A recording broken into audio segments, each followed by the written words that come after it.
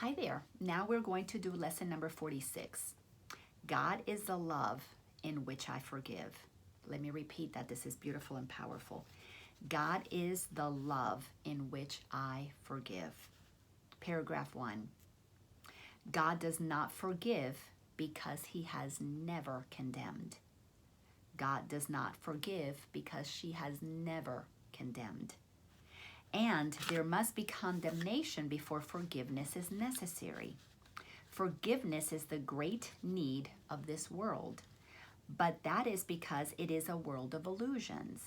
Those who forgive are thus releasing themselves from illusions, while those who withhold forgiveness are binding themselves to them. As you condemn only yourself, so do you forgive only yourself. So you got to remember that everything outside is projected from the inside. So all the people that we see are a projection of ourselves. So that's why there's nobody out there to forgive. There's an experience that we are forgiving Mother, Father. It's just part of the process until we get to the place of spiritual maturity where we know that the forgiveness is always for ourselves. Forgiving ourselves for forgetting that we've never left the mind of God. God is pure love. We're whole and one with it. We're pure consciousness, pure energy of love. So God doesn't condemn what is pure, what is already innocent. What is there to condemn? It's never done anything against God. It cannot, no matter what we do, we cannot not be inside of God, part of God, one with God. So therefore, when we realize that the only reason we suffered is because we were believing thoughts that were not true about God, then we come back to our senses. We come back into the place of remember, forgiveness is for me. I left my reality and I entered the world of illusion. Now I'm coming back to where reality abides and it's inside of me. Paragraph 2. Yet, although God does not forgive, his love is nevertheless the basis for forgiveness. Fear condemns and love forgives. Forgiveness thus undoes what fear has produced, returning the mind to the awareness of God.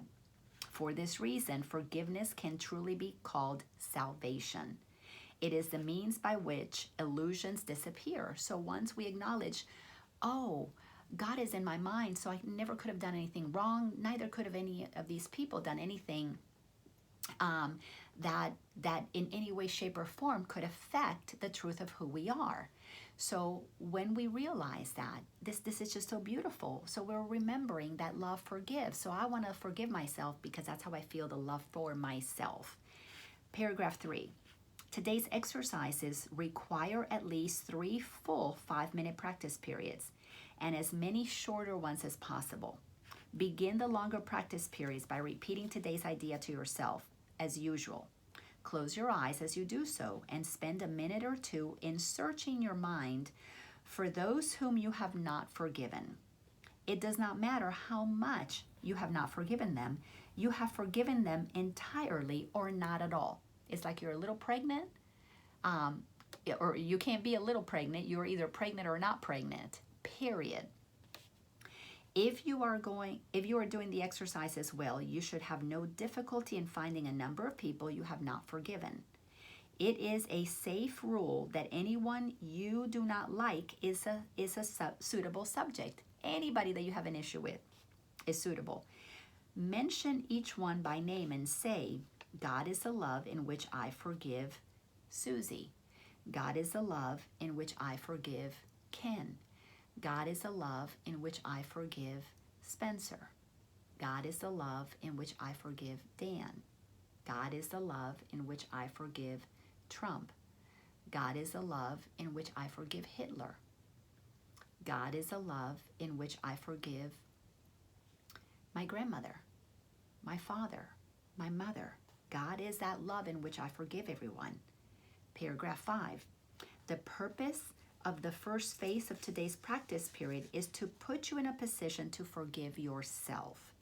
After you have applied the idea to all those who came to your mind, tell yourself, God is the love in which I forgive myself.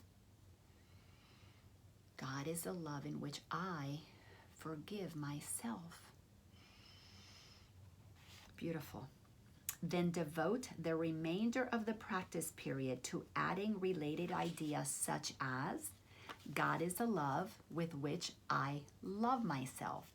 God is the love in which I am blessed. The form of the application may vary considerably, but the central idea should not be lost sight of. You might say, for example, I cannot be guilty because I am the Son of God. I have already been forgiven. No fear is possible in a mind beloved by God. There is no need to attack love because love has forgiven me. I don't need to attack anybody. Why would I attack when love already forgave me? Why attack and then go through the forgiveness process? Might as well be done with it. I've never been condemned. Know that I am loved by God. It's all okay. So there's no need to go through those crazy things that our ego puts us through to justify that the real world is out there mean, bad, and trying to get me. So sentence number 7 in paragraph 7. The practice period should end, however, with a repetition of today's idea as originally stated. God is the love in which I forgive myself. Paragraph 7. The shorter practice periods may consist either of a repetition of the idea for today in the original or in a related form as you prefer. Be sure, however, to make more specific applications if they are needed. They will be needed at any time during the day when you become aware of any kind of negative reaction to anyone present or not. Any kind of negative reaction, the irritation is the invitation to see your reaction. So when you react, get excited. That's an invitation to see what thoughts are you thinking that are keeping you from forgiving yourself and others. The original lesson is God is the love in which I forgive. So in the event that you have those thoughts come up into your mind that are judgmental, tell him, that person who came to your mind, in that event, tell him silently, God is the love in which I forgive you. God is the love in which I forgive you. How beautiful is that?